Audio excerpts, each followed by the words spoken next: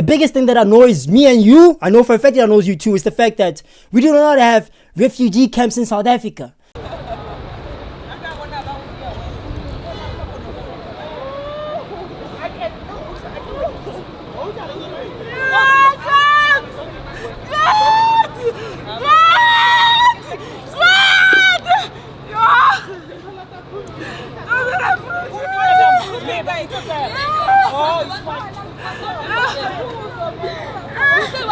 Now, our government said, no, we are not going to have refugee camps in South Africa. Instead, we will let the refugees integrate with South African communities, right? So by default, refugees are just going to go to the townships because the standard of living is cheaper there. You know, there's not really a lot of rules going on there. People just break the law as they please because our police system is literally DMAKA. You feel what I'm saying? We don't want to go Lindela. We don't want to be arrested. That's our problem. I'd like to touch on the South Africa's refugee policy because the majority of the people who are affected currently in Durban are refugees, refugee seekers and refugee status holders. So South Africa's refugee policy is not that of encampment, but of integration. So refugees in South Africa do have a right to work and to live in South Africa. The UNHCR, as well as other human rights organizations, do not provide financial support nor social services to refugees. They do not have that capacity or mandate. So the refugee policy allows migrants, ensures that migrants integrate into South African society, South African communities, and that they seek their own livelihood. So they have a right to basic healthcare, right to education, and the right to life, which currently is being infringed upon. Our government said, no, bad idea. We are not building those camps. The same facilities that South Africans are using, which is the clinics, you know, all those public services that South Africans have in their communities, refugees are also allowed to use them as well. But now that's a problem because there's a shortage of these services in these communities, right? Hence you saw some protesters go into clinics and literally asking people if they belong here. Are you South African? Are you a foreigner? And if you are a foreigner, then what are you doing here? You shouldn't be using these resources because they're not attributed to you. Act 13, year 2002, Section 70. In all foreigners should seek medical help or any health care from private clinics and private hospitals. So you are well within your rights. Clinic yalena, the owner yalena, the patellity yalena, even the sustainer yalena, the shelter yalena tax. The South First State of Sachaba say, the clinic yalena be free. As long as you are South African, you have the right to have any service inside. You have the right to do anything.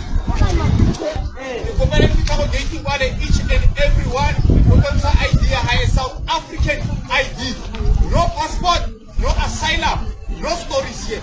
If you know that you are a foreigner, please, for now, please, humbly so with respect, please move out of the line.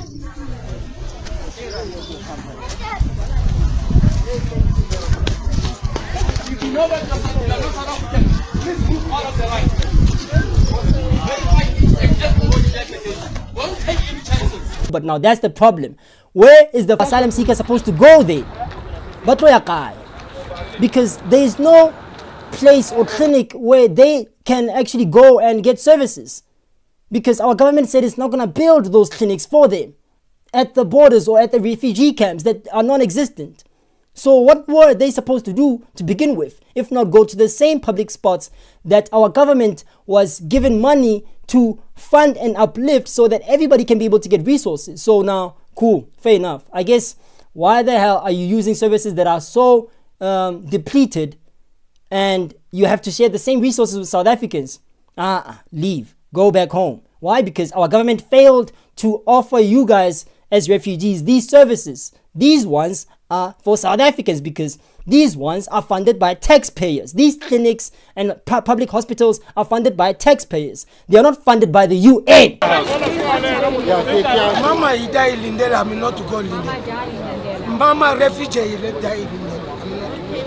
Me for prison, I'm a come prison. Nilo, he put me locker.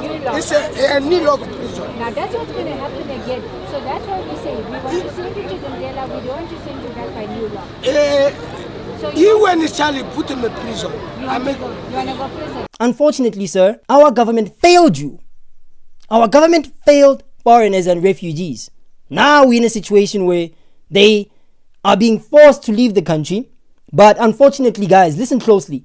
A government is not allowed to deport somebody who flew away or who ran away from war.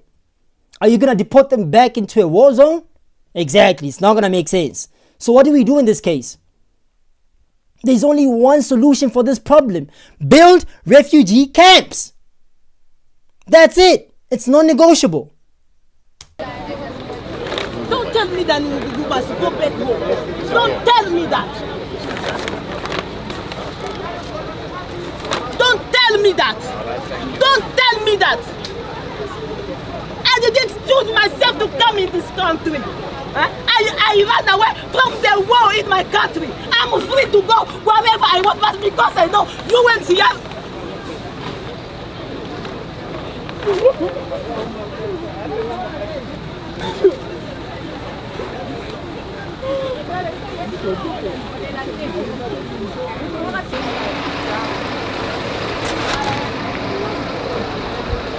South Africans, politicians decided not to build refugee camps. And now here's the thing about refugee camps.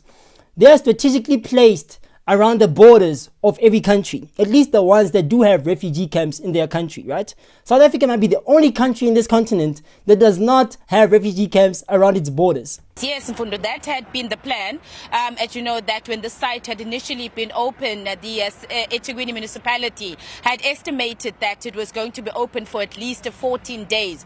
However, the authorities then deciding that on Sunday, which is yesterday, Mfundo, that this site would officially be closed and that the Malawian nationals would then be moved to Limpopo, to Musina in Limpopo. And of course, that means pausing the repatriation process. So what you are seeing now in your visuals, of course, is still the remaining Malawian nationals that are still in these queues. So what we are seeing now, Mfundo, is just they are now being loaded into the buses. So the processes of the repatriation is no longer taking place here. And these buses that you are now seeing live in your visuals are now taking those that will still remain here to Limpopo. Of course, operations, if I may put it that way, Mfundo, are shifting and are moving to Messina, and that is where the repatriation process will then continue there. The reason why they placed there in the borders is because that's the first place that people enter. Those people need services. They need services. Remember now, they're fleeing unrest or tensions from their countries. So they need what? Medicine. They need medical assistance. You know what I'm saying? They need to be fed. They need water and sanitation.